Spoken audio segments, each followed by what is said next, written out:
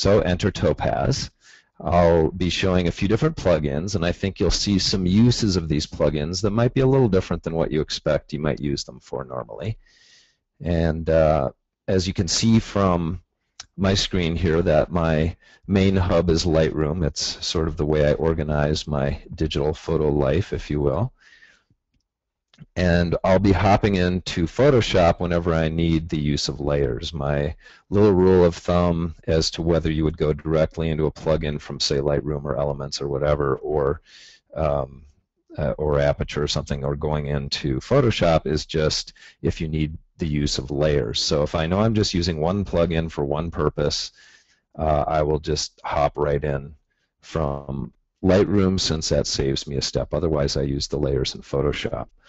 I'll just mention as a side note, since I am covering images of people today, that I've been doing a travel article series for Topaz Pro Insights as well as on my own blog. And I've got some people photography info in part 1, and I'm about to release I guess it's really the third part of my travel series, and I'm going to have a section specifically on people. And that should be coming out in the next few days. So if you haven't already signed up for my email notifications, you can do that on my website, and definitely keep an eye on Pro Insights and make sure you're also signed up with Topaz. I do slightly different versions on the 2 different websites, or on the 2 different blogs. And hang in there with me till the end, since, as Darcy mentioned, there's going to be a drawing for the full set of the Topaz plugins, and as I understand it, also some substantial discounts on some of the products and whatnot. So what I'm going to do is start with this image right here. Now, this is a really simple portrait from a photo shoot I did of some university students, and what I really want to demonstrate with this one is a simple solution to a common problem. Now, if you take a look at this young woman, especially at this magnification, what you see is similar to what your impression would be if you met her. So I guess from that standpoint, I succeeded in my simple portrait. But the problem is that the camera doesn't have a brain to interpret what it sees like we do. So when I magnify, you can see quite easily that the camera sees everything, every pore in her skin. And this young woman, if you met her, she's one of those people you would say, oh my gosh, she has perfect skin. But the camera sees everything, and we don't want people to dwell on that. You know, you can see every little pore, you can see, you know, every little blemish, every little scar, whatever. And we don't want people to focus on that. So we want to try to get across the feel of what it's like to really be with this person, in person, I guess. So what I'm going to do is, first I'm going to go into Photoshop. So the way I do, there's a couple ways to do it. I did a right click here, but you can also go up to the photo menu in Lightroom. I guess before I hop out of here, just in case some of you are not totally familiar with Lightroom, the layout is actually very similar to what you would see in many of the Topaz plugins. So we have everything dealing sort of the bookkeeping end of things on the left, and if you're in the develop module, that would be presets just like you have in Topaz. That's over on this side. So right now I'm in a collection of images called Perfecting People Photos. On the right is where you would make adjustments and do anything that has to do with the individual photo. Here I'm in the library module, so it's all information about the photo. So to jump in, I'm going to go up to the top menu here under Photo, and I'm going to go to Edit in Photoshop. So because I know I'm using more than, actually I'm only using one plugin, but I'm using it twice, so I'm going to be using layers here. So the first thing I want to do here, we're in Photoshop, my layers palette is in the lower right down here.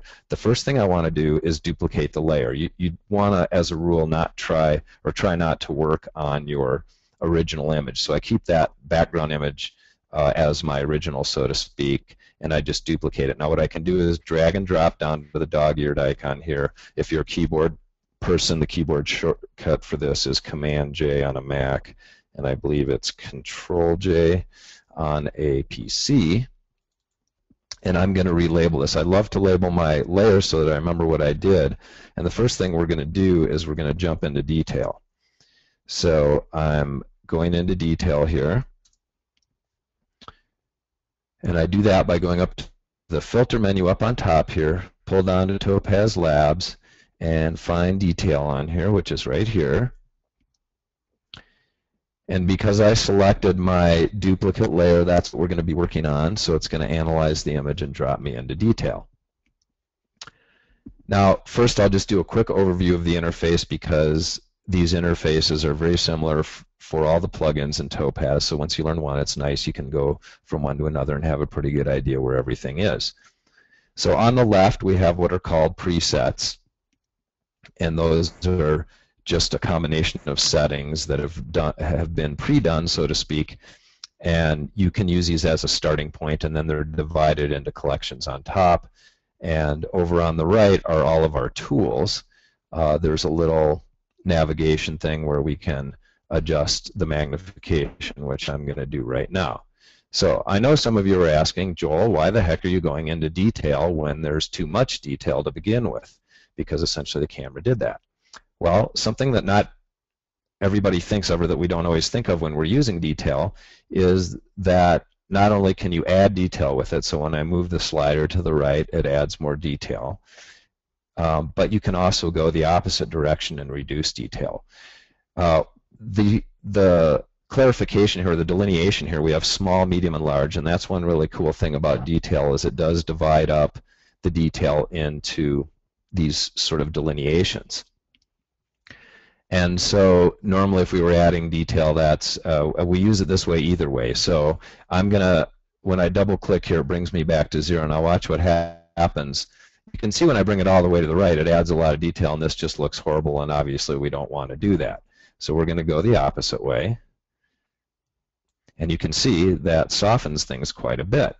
So it may seem counterintuitive, but this is actually a great tool for doing something just like this, where we want to soften skin on a portrait. Now obviously I don't want the whole thing to look like this, because now she just looks like mush. But I want a starting point. So what I'm going to do is mainly focus on the small and medium. Now if I move the large detail slider all the way to the left, it does mush it out a little more, so to speak, but it starts doing funky things to the color.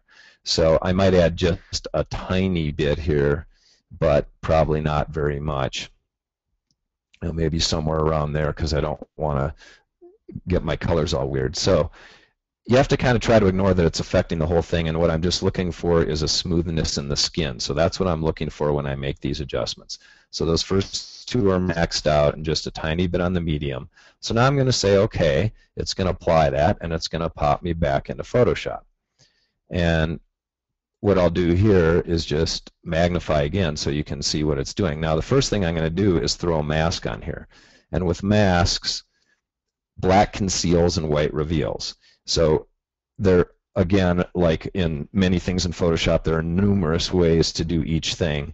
I'm just going to stick in the layers palette here, but one way to create a mask quickly is to use this quick mask icon. And if I hold the Option key down, that's on a Mac, Alt on a PC, and click it, it will automatically fill in my mask with black. So now I've completely blocked out all those effects I did, and what I'm going to do now is selectively brush back in what I want to do to soften the skin. So I'm going to go over here on the palette, go to my brush tool, all right, and then I'm going to go down on the left at the bottom here and make sure that my foreground and background colors are on the default. You can also use the D key on your keyboard as a shortcut. So now I essentially have a brush, and I have a white brush. Now I'm going to change around the size and the opacity to basically brush this in gradually. I don't want to go 100% because I don't want her skin to look like total mush. It doesn't hurt to do a little overkill when you're in the plugin, because you can always use the opacity slider if you want to adjust the whole layer at once, or you can selectively brush it in like I'm going to do now. Now, if you don't already know the shortcut in Photoshop, it's a great one. The Control and Option keys together on a PC, Control and Alt. You hold those down, and when you move your mouse or your stylus pen left and right, it makes it bigger and smaller, and when you go up and down, it makes it harder or softer in terms of feathering the edge. So I want a nice feathered edge and a decent sized brush here, and I'm going to keep the opacity. I'll put the opacity maybe around 40%. Another keyboard shortcut, if you do 4, it's 40%, 5, 50%, etc. when you're in the brush tool or any tool where you have opacity adjustments. So I'm just going to start brushing out these lines here and all of this extra detail that we don't want. So I'm starting up on the forehead here. And I know some people are thinking, well, you probably, you know, little pimples and things like that. You might want to retouch those. But what I'm going to do is first brush in these effects, because that will actually take care of a lot of these things. And so now I'm on her, going from her left eye over to her right eye. Get some of that skin texture out under the eyes as well. Now, I don't want to go too far with this. Like, I don't want to completely remove these lines up here, because we do naturally have them.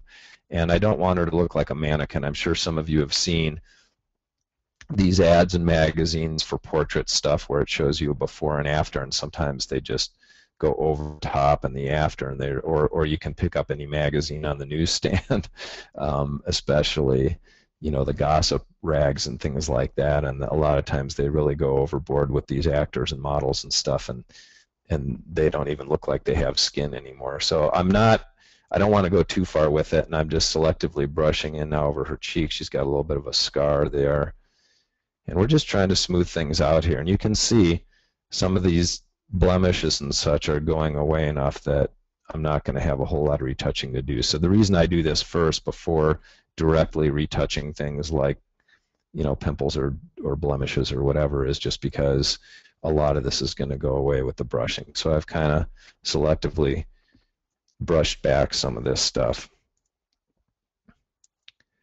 And that's starting to look pretty good.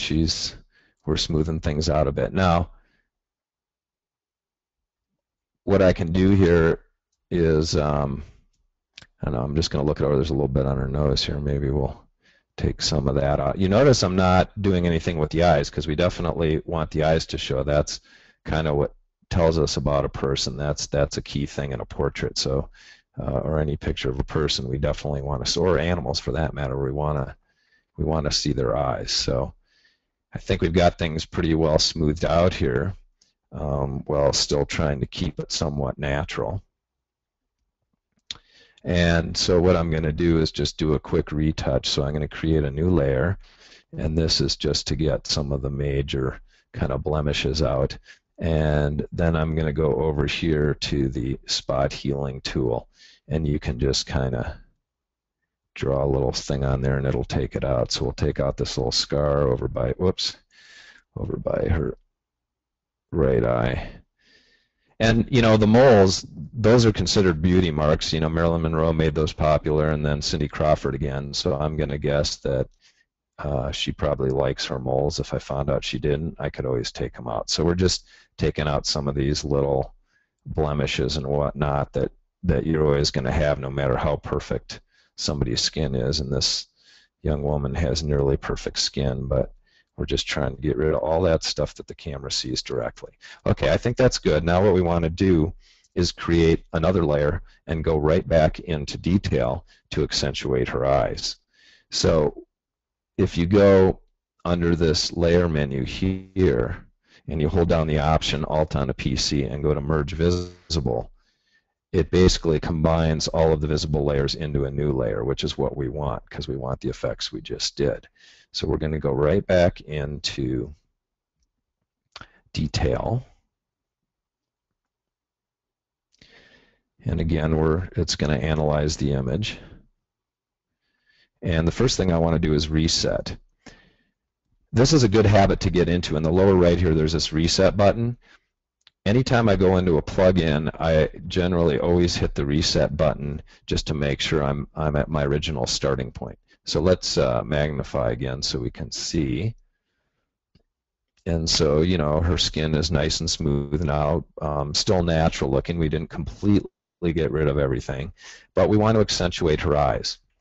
And so I'm going to take the small detail slider because we're talking eyelashes basically. And the other thing I'm going to show you that I want to do is I always start with raw images, and raw images tend to be kind of lackluster, and you don't always get the same sort of contrast and color that you might remember from the scene just because that's the nature of raw images. They tend to come out a little bit flat looking. So although her eyes still look quite nice, we might want to accentuate the brown part of her eye because I remember those being pretty vivid, and we don't want her pupils to be sort of melding into the rest of it. So we'll use the small detail here as a start, bring it up around there. So now you can see that a lot of that texture in the skin is coming back. We're going to ignore that because we're going to do the same thing we did before and use a mask. So the only other thing that I'm going to do here is maybe up the saturation just a little bit for her eyes. And the saturation control is down here under color.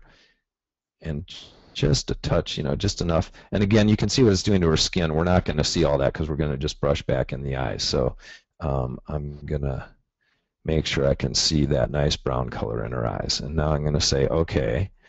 And okay, this looks awful, but we want to do our quick mask again and knock everything out.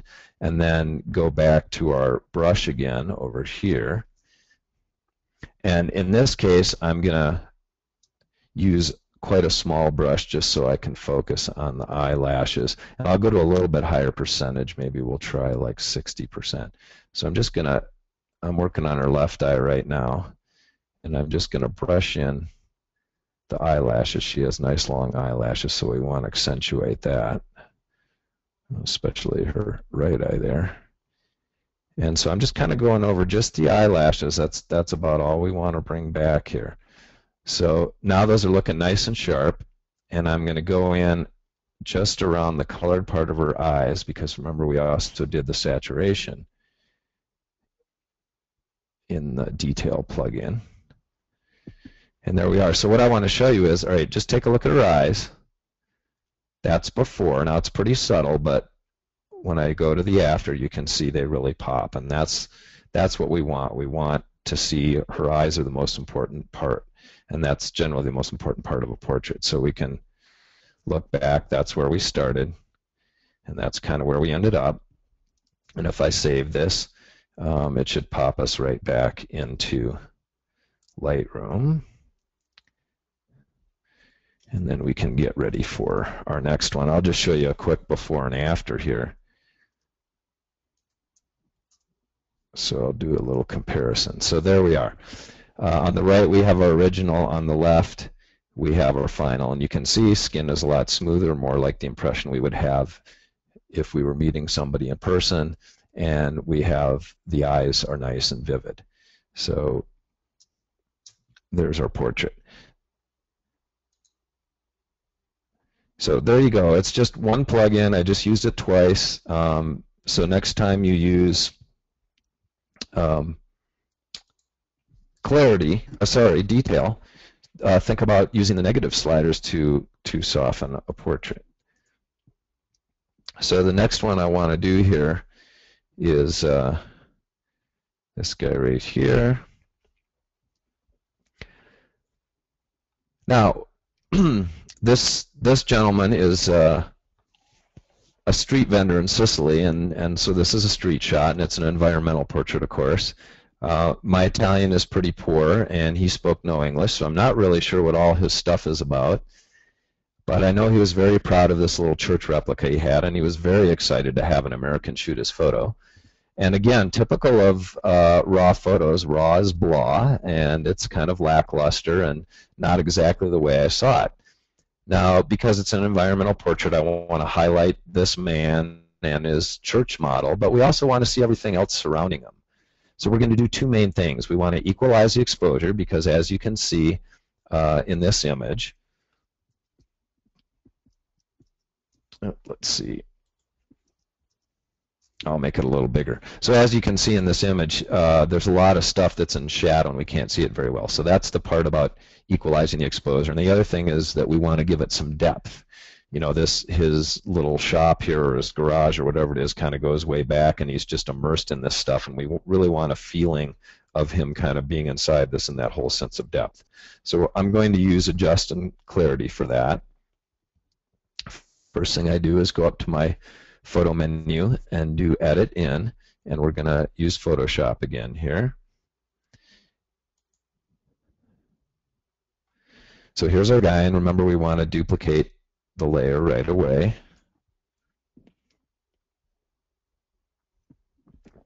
And I'm going to label this adjust, because that's a plugin we're going to start with. So adjust is great at equalizing exposure. It can do a lot of other things too. Again, we have that same kind of layout where our collections and presets are on the left and our tools are on the right.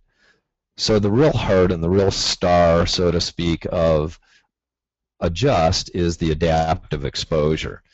And that's what I have up here on the right. Adaptive exposure is pretty aptly named. With the normal exposure slider in most programs, as we increase the exposure, it just increases sort of the overall brightness of the image. And if you're trying to bring up shadows or even midtones, your highlights can get blown out. The beauty of adaptive exposure is you can bring up shadows without blowing out highlights, and you can still see detail in highlights without blocking up shadows. So it's kind of a magical thing almost.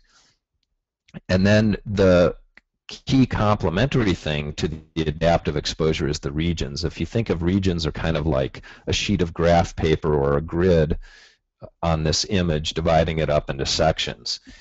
And what happens there is the adaptive exposure is applied to each section, however many you have there, and then it's kind of all put back together behind the scenes.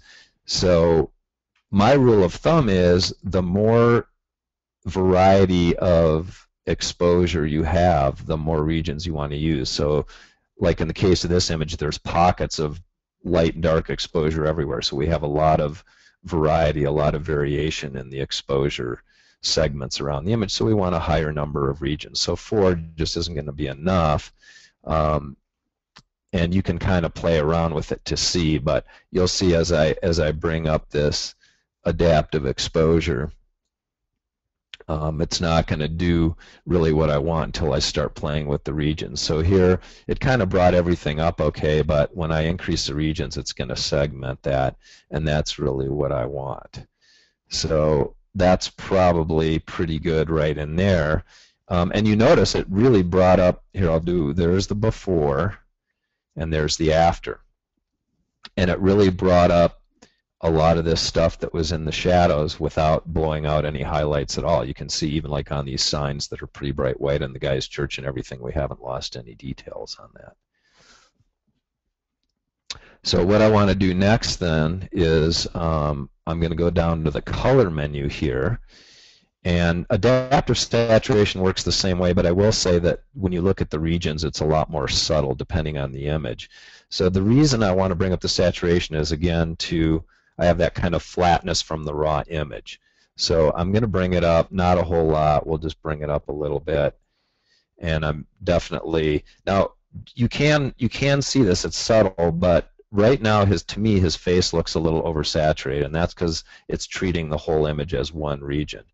If I bring the regions up to about where they were before, you can see that now his face is more back to a natural color. He has a slightly olive tone to his skin, but it looks pretty natural now. So there's our before, and there's our after.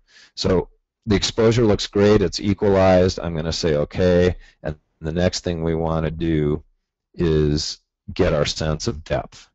So there's before, and there's after. So I'm going to duplicate this layer. We've got our exposure good. I'm going to relabel this clarity, and I'll put depth on there. Some of these plugins, well, most of them can be used for a lot of different purposes. As you saw, we did kind of a minus thing with the detail plugin, and so I sometimes will label what I'm doing with that plugin in addition to just what plugin I use, and that's just so I can reference it when I go back later. So we're going to go back into our plugins, and this time we're going to go to Clarity. And when it opens in Clarity, I'm going to hit Reset so that we have a starting point of where we left off. So if I do before and after, there's no difference at this point. So for Clarity, again, you have presets on the left, and you can try those, and as you can try those as a starting point, and that's not a bad way to start. My preference for using Clarity is adjusting the sliders individually. So the heart of clarity is up in the dynamics here. We have all these different contrasts. So the contrast is divided up into extremely low contrast, which they call micro contrast, and that's a good name for it, and all the rest are aptly named. Low contrast up to high contrast. So high contrast being areas in the image that already have a big differentiation between light and dark, and at the opposite end, micro is where there's virtually no difference between light and dark, and we're going to accentuate it. So whatever one of these you go to the right, you're accentuating. If you go to the left, you're decreasing it. So I'm going to magnify just a little. I don't want to magnify too much here because we're trying to get a sense of depth, so we want to see most of the image, kind of get an overall impression. So I'm going to start with micro contrast, and just, now you can try taking these to the extreme so you can see what they're going to do. So that's bringing it all the way to one extreme, and that's over the top. It looks overcooked, and I'm not really looking for that sort of look or feel. And of course, if I go to the minus, it's kind of decreasing and mushing it a little bit. So I just want a little bit of increase in the micro contrast here because we're just kind of going after a sense of depth. So somewhere around 35 to 40 range. We're already getting a sense of depth. So look, there's before, where it's kind of flat looking. There's after. We're already starting to get a bit of a 3D look.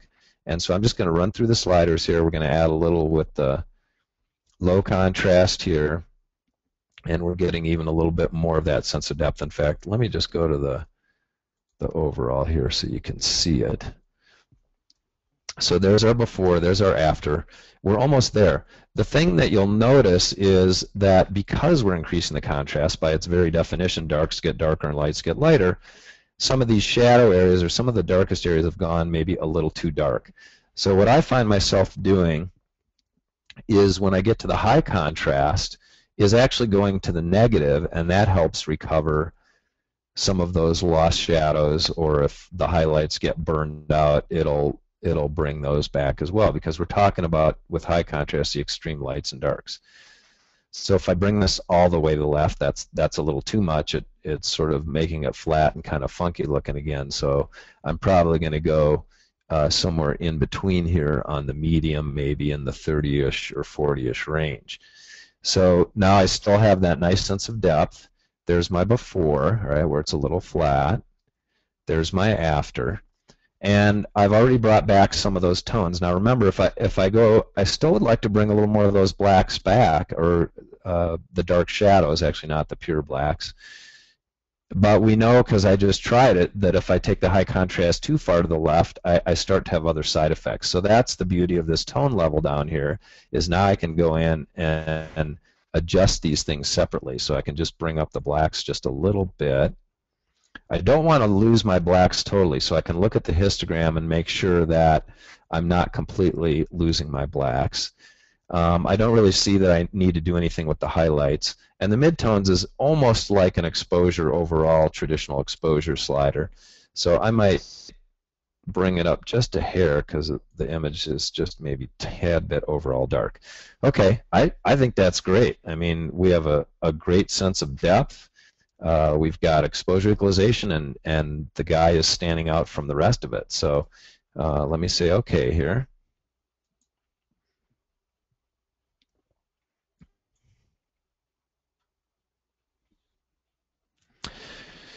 All right, so what I'm going to do is I'll shut off those two layers. So that's where we started before adjust and clarity. There's our exposure adjustment, there's our depth. And we really have a whole new feel to this portrait, and it's really what I was after in the first place, and the sense I got when I was there, which is my goal. I want to have a sense of this guy with all this stuff. I'm going to save this back to Lightroom because I want to do just a couple little tweaks in Lightroom. So I'll do a quick before and after when we're done. But what I really, the main thing I just want to tweak here in Lightroom, let me go to the Develop module. Whoops. All right, so I'm in the Develop module where I have my tool. So the thing I really want to do here is it's kind of bright around the edges, and we really want our viewer or our eye to hone in on this guy and his little church replica. So what I'm going to do is on the right here, I went all the way down near the bottom, to post-crop vignetting. And if I go to the negative, it creates a vignette that way. If I go to the right, it creates a white vignette. So I want to darken the edges just a little bit, so right about there. And it's subtle, but it really gives our eye attention to him. And the only other thing I could possibly think of doing would be to use the brush tool and selectively brush in some. You can see I have all these different controls that are very much the same as the controls without the brush, but you can selectively brush them in. I'm going to take the highlight slider down and just go over some of these areas that have really bright highlights. And it's only affecting the highlights, so I'm not affecting the rest of the image. I still want to see that the guy's got his light on back there with this bird cage affair back here and all this other stuff, but these are just subtle differences to put the finishing touches on it. So there's where we started, and this is where we ended up. And I'll do a quick comparison there and put these things side by side. And so our finished one is on the left, and our beginning place is on the right. And you can see, I think we really just through 2 plugins, and if you take away all my explanation time, it was pretty quick to get through those 2 plugins and just throwing a vignette on there in Lightroom, and voila, there we go. We've got a really nice environmental portrait of this guy. So I think I have time to do another quick one here, and then I'll get into some questions. So here's a firefighter, and specifically a wildland firefighter. And I have a special respect for this guy and all his crew, because basically he and his crew saved mine and my neighbors' houses a few years back. And so I did kind of a quick environmental portrait. These guys were on their way from one spot fire to another just to make sure everything was under control. And I want to try to tell a story and capture a sense of what this guy does through a portrait of him. Now, because it's an environmental portrait, you can see the woods in the background. You can see that he's wearing Nomex and a hard hat, and he's got slurry from the slurry bombers on his clothes, and he's got some soot smudges on his face and his clothes. So in some sense, I've accomplished that, but I want to have a little fun with this and really take it a step further and really try to get a feel for what he does, a feel for it more than just document it. So we do have a bit of a dilemma here, in a sense, that the Nomex and the hard hat are very bright yellow, and in a sense it's competing with his face. And again, think about this, it's a portrait. The most important part is the guy's face. Because it's an environmental portrait, the environment is of course important, but it's to supplement. So I'm going to use a couple of different plugins, and this dilemma we have of this bright yellow is in a sense distracting us from his face. So my eye tends to go back and forth between especially the hard hat and his face, just all the yellow. So we could do a black and white, and if we do a black and white, I don't think it really accomplishes what we want, because his skin tones tend to be a similar tone to some other things. So I'm going to kind of do an in-between, and you'll see what I mean in a minute. So what I want to do is take this into Photoshop.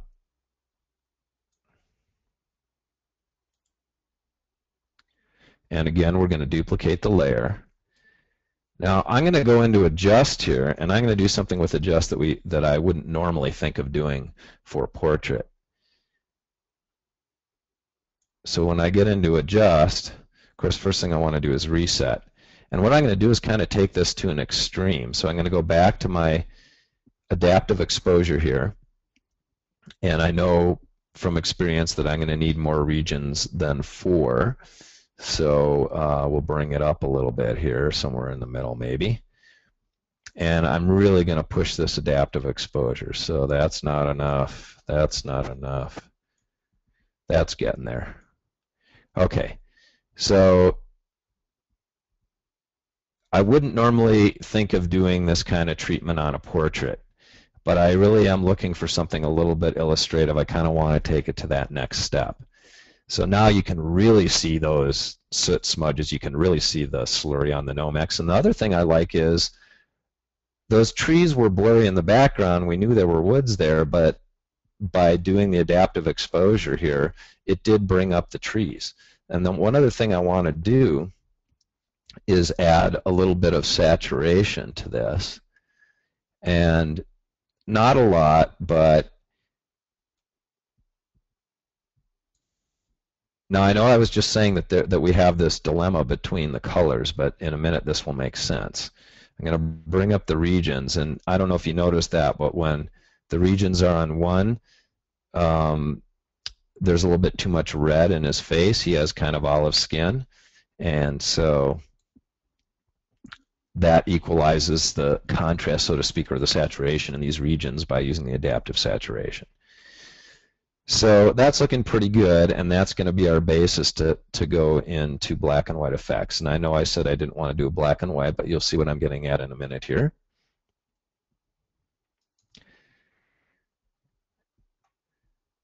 Don't you just love mystery? Okay, so some of you I'm sure have already figured out what I'm going to do here.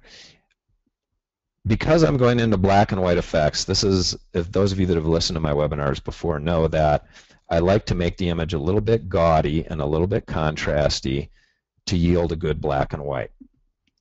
Now I went over the top a little bit here with the adaptive saturation, but that was on purpose to kind of, I'm really looking for a gritty feel for this thing, and I feel that's what I've done with adjust. So I'm going to duplicate the layer, and now I'm going to relabel that black and white effects, and we're going to jump into black and white effects.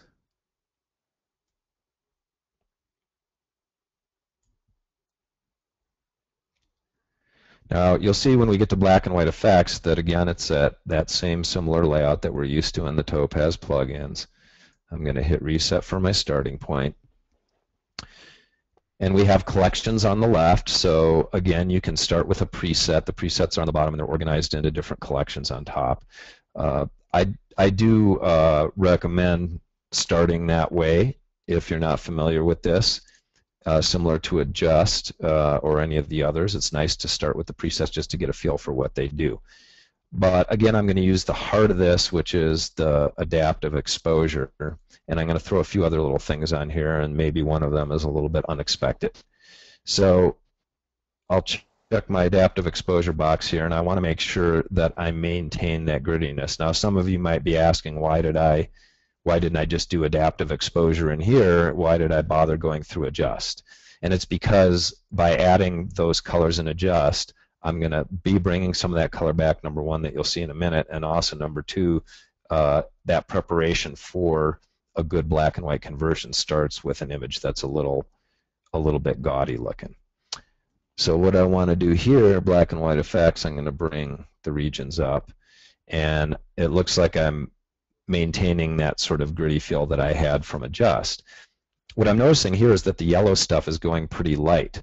So the way I can darken that is the opposite of what you would do if you were shooting a blue sky. You would use a yellow filter because whatever color your filter is, it transmits that color and absorbs the other. So yellow and blue are opposite. The reason you use a yellow filter on a blue sky is to make it darker. In this case, we want to make yellow darker, so guess what? We use a blue filter. So I can click the little blue filter button up on top here, up in the upper right-hand corner where it says Apply Blue Filter, and oh my gosh, that looks terrible, and that's because there's too much effect here. So I'm going to take this strength. You see the slider here is where it changes the color filter. So you can either use those quick buttons on top or the slider here. Either way, it doesn't matter. But I'm going to bring this way down because that's way too much effect. I just want to lighten that stuff a little bit. And then finally, the last thing I'm going to do, and not buried way at the bottom under finishing touches, at the very bottom of finishing touches, is something called transparency. It isn't something I use a lot, but in this case, I think it's really good. I have this great environmental portrait. I still don't want to lose all that color, so this transparency, you can bring it back. And as I move this to the right, I'll bring it all the way to the extreme. You can see it's making the black and white a bit transparent, bringing some of that color back. At the very extreme, it's a little bit too much, but I'll move it back here. Oh, somewhere in the 60-ish range is probably pretty good. And there I have a really nice final image. This is what I'm going for. So what I'm going to do is say OK here. And there's where we started, and there's where we ended up. And it's kind of neat. It almost looks like a little bit of a hand-painted look to this black and white photo. If I save it, I can go back into Lightroom here, and we'll do a before and after like I did before, just so you can see this. And there we are. It wasn't a bad portrait to start. You know, I like the portrait of the guy, but I really think using adjust and black and white effects to take it to that extreme, and then using that really neat slider, that transparency slider in there, to bring back just a little bit of the color, because that uniform of the wildland firefighters is classic, that bright yellow, the Nomex and the hard hat. And this guy has sort of olive skin, and we got a little bit of that feel with what we did here. So that's really what I was after, and I think even though it's a departure from what I might normally do with a portrait or the way I might use adjust, it really, I think, is effective in this case. So those are the main ones that I wanted to show you, and it looks like I've still got a little time to take some questions. So I'll send it back to you, Darcy, and we can go over some questions. Awesome. Thanks so much for sharing all that information with us today. We have a few questions coming in, and if you have any questions, we will try to, you can type them in, we'll try to get to as many as possible. So the first question, we had a few people ask about editing necks, and the first female, would you retouch her neck at all? Oh, yeah. That's a good point, and you know, I probably, let me take a look at it and I'll tell you. I would probably, yes, and it wouldn't hurt to do just a little bit on that. What you do have to keep in mind, I was showing everybody this at 1:1, we don't really view photos that way. If we print a photo, yes, all that detail is going to be there. So what we want to avoid is if somebody gets close enough they can start seeing it, we don't want them to be distracted. So it probably wouldn't be terrible if I didn't, you know, do a little bit on her neck, because it is fairly prominent. But I think that's just sort of a judgment call on your part. The main thing is the face, and that's what people are going to be looking at. But to answer the question, yes, it sure wouldn't hurt to add a little bit to that. It's really just your call. Vinny wants to know what tips you have for editing lips. Do you saturate them ever, or do you do anything to lips? You know, excellent question, Vinny. I normally do add a little saturation to them. You know, this particular portrait, let me just bring the magnification back down. This particular portrait is really an informal one, and where I saturate lips would be more for advertising, maybe using a professional model. This was, I guess technically this, you might have called this a commercial purpose, but they were meant to be informal portraits, and this was for the university. They insisted on real people, real students, no models, and it was, you know, when other students look at this university, they want them to see people just like them. So I could have saturated her lips. It might have started to look a little bit more like a professional model and makeup situation if I did, but that's an excellent question, because in a lot of cases I do go ahead and saturate the lips, and sometimes I'll even add a little detail to the lips like we did with the eyes, just to accentuate them, because that is, especially portraits of females, that's a pretty big thing, is to accentuate both the eyes and the lips. So good question, Vinny. Thanks. Let's see. Arthur asked, does Joel obtain permission to take portraits? Also a good question. If you go to my blog or Pro Insights, you'll see the first travel article I did was about the logistics of traveling for photography, and one of the things I addressed, I think it might only be on the blog version, I can't remember, is model releases.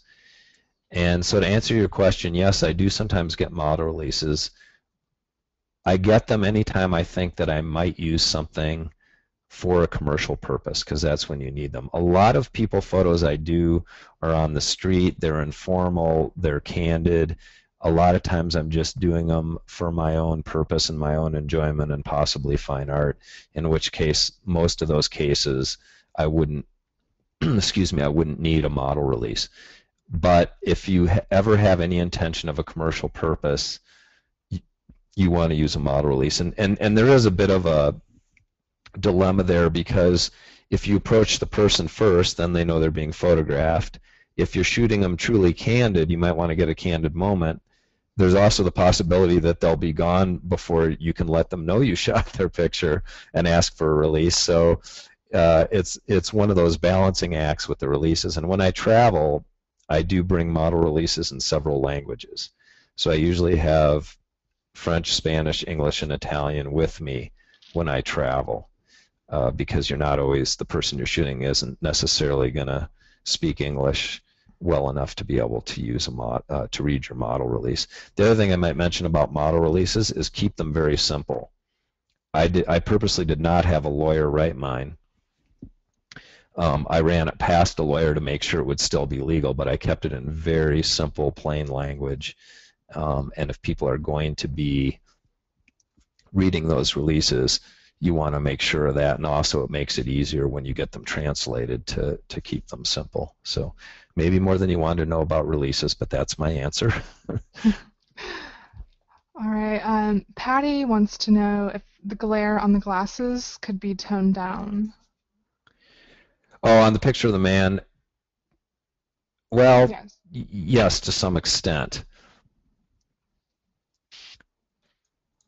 The thing was, again, this was personally, I think those giant glasses that are glaring are part of his personality, really. I mean, it's kind of part of the whole thing. He has that big Band-Aid under his eye, and he's got all this junk around him, and I don't know, I think it just all kind of fits. And he's got the little thing to hold his glasses on. I would probably, if I were spending a lot of time in this, I might go in there and, here, let's go to the final one. And I might brush back a little of the effect that was done from Adjust and Clarity just in the area of the glasses to make his eyes a little bit easier to see. And I know I emphasize the eyes in a portrait, but in this particular case, I kind of think that's part of it, so I really didn't want to do that. And also think about an informal situation like this where I literally just happened onto this guy and things happened pretty quickly, and he went and grabbed his church model to show it to me and all that. And I'm shooting pictures the whole time. If I had time, I suppose I could have put on a polarizing filter to reduce that glare. This is one of those situations that there isn't a whole lot digitally you can do. You can kind of paint an eye back in there and clone from the other eye and some things like that to try to get the glare out. But in this case, it's a pretty tough one. So I hope that answers your question. But there are, in terms of things you can do, you can use a polarizing filter. If it's a setup situation, you know, when you're setting up lighting and you have props and you might even have a makeup person, sometimes we use glass, and the person wears glasses, sometimes we use just frames without any glass in them. A lot of glasses these days are anti-reflective coating on them, so there's lots of different solutions to that. And normally there's enough information, I'm not sure if we have it here, where you could clone around and try to sort of recreate his eyes without the glare. But in this case, I just didn't want to. So I hope that answers your question. All right.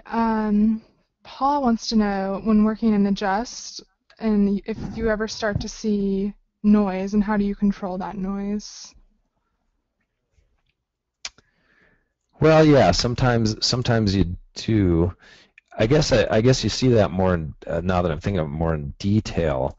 Mm-hmm. In Adjust, if you're starting to see noise, you're probably getting into that area of kind of the grunge and the gritty, like we did with the with this firefighter. So if once it loads here fully, you can see there is actually a fair amount of noise in there, But that's kind of what I was looking for in this particular case. But as far as what you can do for it, you can mask it out. So you can, when you bring it back into Photoshop, remember we created those layer masks where we selectively brushed stuff in. You can do the opposite and leave it all revealed and then selectively go and brush it back out. And then some of the plugins like Clarity have superb masking capabilities.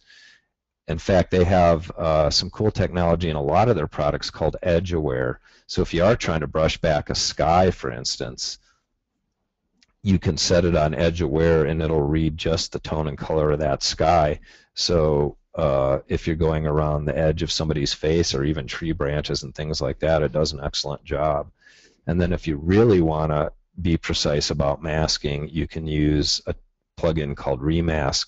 In fact, if you go back, let's see, I think it was just one webinar to my previous webinar about travel images. I do show Remask in there, and that's another excellent tool for masking out some of the effects. So if you're in Adjust and you want that effect on part of the image but not the other, then masking is the way to go to try to eliminate in the areas where you don't want the noise.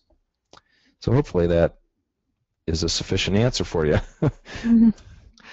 All right, Steve wants to know if you have any tips on using a single off-camera flash when shooting portraits. A good question, Steve. You know, I use hand strobes for a couple of purposes. One is just for catch lights. Now, if you look at, here, I'll go to the pre-portrait on this. If you look at this young man's eyes, in fact, you know, I may have even done it on this. I think I did. I used a small strobe at low power just to get catch lights, because you can see he's in the shadow, so the sun is coming sort of from behind and to the left of him. The other thing you can use the small strobe for is fill flash. That's another thing I use it for a lot, to when you're in harsh sunlight or something like that, to knock back the shadows a little bit. For the catch lights, it takes very, very little because you're just looking for reflection. A catch light, by the way, is just a reflection of a light in the eyes, and it's subtle, but it really makes a difference in terms of whether someone's eyes look sparkly or whether they look kind of dead. So, and it's even more prominent if someone has really dark eyes, or if you're shooting pictures of animals, for instance. I'll even use it with animals, but you have to use a really low power so you don't spook them. As far as off camera using the strobe, the reason for that is to control the direction of the light. I probably don't do that quite as often. I guess I feel that if I'm going to go to the trouble of doing that, I might end up putting the light on a stand anyway and using some diffusion and whatnot, but that's certainly a quick way to do it. The other thing to think of for a hand strobe is to use some kind of diffusion on it, especially when you're shooting portraits, so the light isn't so harsh.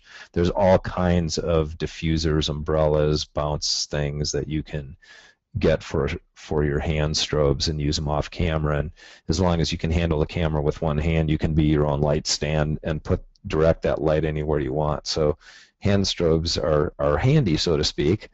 And if you look online, it is kind of a trend over the last couple of years to go on location with nothing but hand strobes. I mean, for years I schlepped, and still do sometimes, large studio strobes and all that, and they take longer to set up, and they're not as portable. So Steve really asks a good question, because there's a lot of things you can do with hand strobes. So those are just some of the ones, some of the ways I use it.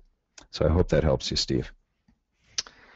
Awesome. Well, thanks so much for answering our audience's questions. Those are all we could get to today. So anyone else, if you have questions, you can email us at webinars@topazlabs.com. And thanks again, Joel, for today. That was great. I think our audience learned a lot. So, great. Well, you're certainly welcome, Darcy. And I will just mention real quickly, if any of you do have questions, feel free to email me too. I'd be more than happy to answer them. And I don't know what your time is like, Darcy. I can stay on for a few minutes if there's anything else. Otherwise, we can wrap it up, and I would more than welcome some email questions too. Somebody asked if you use clean versus when would you use clean versus detail? Yes, I'm glad that came up. Clean allows you more adjustment for a similar effect to what I was doing in detail. What I really wanted to do there is just to show people that you can use detail in a way you might not have expected. And if you're familiar with that plugin already, it's nice just to hop in and out of it. So there's a little bit more of a learning curve to accomplishing what I did. And also another idea behind this was that it was just sort of a quick and simple way to accomplish what we have to do quite often on portraits. I mean, if you have a good quality camera, when you shoot your photos and you get it in focus, you're going to see all those little things. Now, there are cases where you may not want to do that. For instance, the photo of this guy that I have up there on the screen right now, sometimes with elderly people, the lines are part of the character of the person, so we want to see them and we don't want to get rid of them. But in terms of clarity versus clean, I would say it's just situational, and you do have a little bit more control and more you can do with clean in terms of achieving that effect than with clarity. So it's if you have both of them, I would say just learn, try, if you have the time, learn clean thoroughly, and then you can kind of make a decision when you see the image. And that's kind of the case with all these plugins. The better you can learn them, the easier it's going to be to distinguish what to use for which one. And just because detail is such a versatile all-around one, I just wanted to show folks another way to use it where it's still effective and kind of for a purpose that we wouldn't normally think of.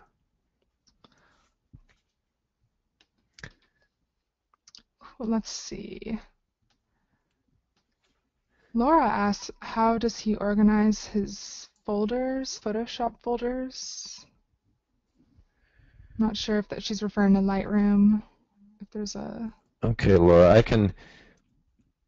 Organization is a really important topic, and when I teach workflow seminars and workshops, I often do them centered around Lightroom.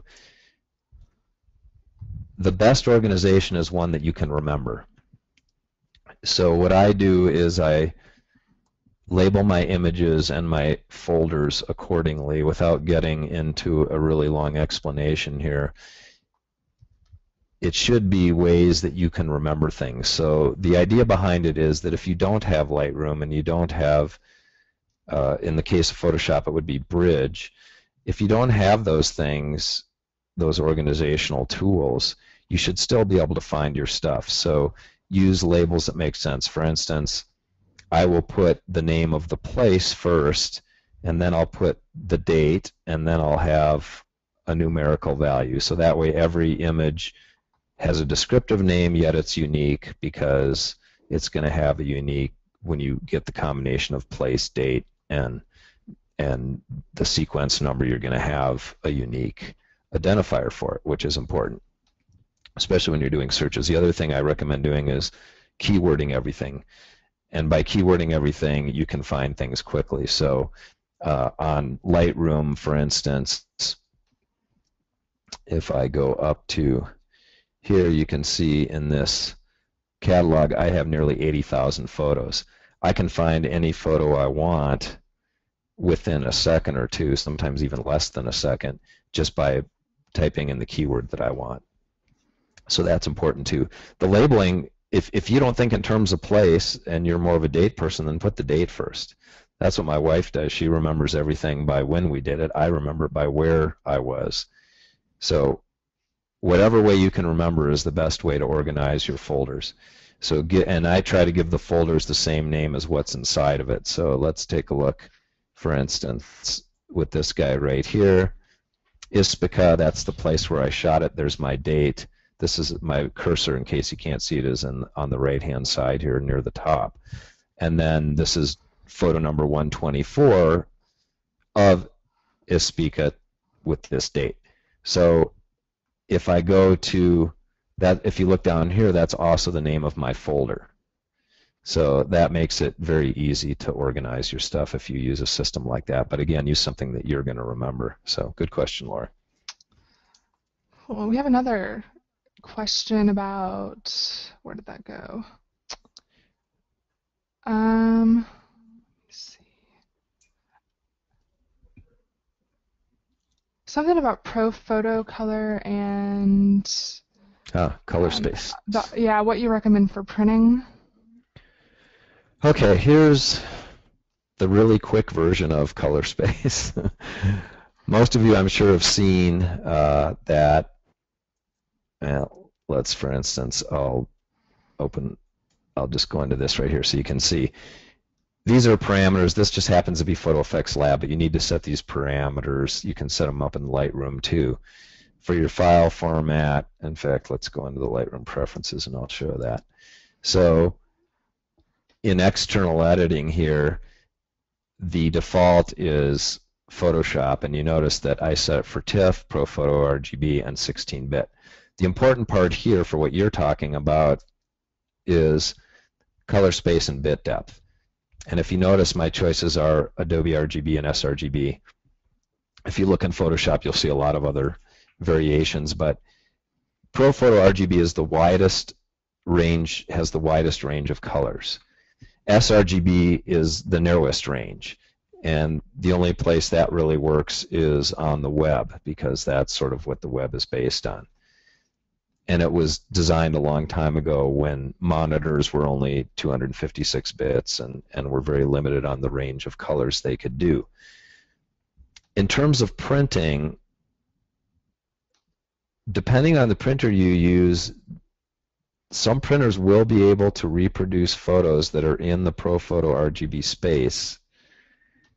Not all of them, certainly. There's no printer out there that covers the whole color space, but there are a few colors that you will get out of ProPhoto RGB that you won't get out of Adobe RGB, which is the next one down, and especially not out of sRGB. So my recommendation is, until the very last point that you're dealing with the image, which is usually your output, keep it in ProPhoto RGB and 16 bits until the very end. And then when you go to print, that's when you're going to get narrowed down, so to speak. And if it's going on the web, if you're just going to publish it on the web, then you can convert it to sRGB. You do run into problems if you try to keep it in ProPhoto RGB and send it off to a lab, for instance, or try to publish it on the web and leave it in ProPhoto RGB. So once you know where you're going with that image, then you want to bring the color space down to where it's supposed to be. If you're printing on your own printer, or if your lab can handle ProPhoto RGB, it is best to leave it in that space to get the maximum amount of color. Now keep in mind, your monitor won't show it. The best monitors are essentially Adobe RGB color space, which isn't quite as wide as ProPhoto, but your eyesight and your camera can see a lot more than you can on your monitor.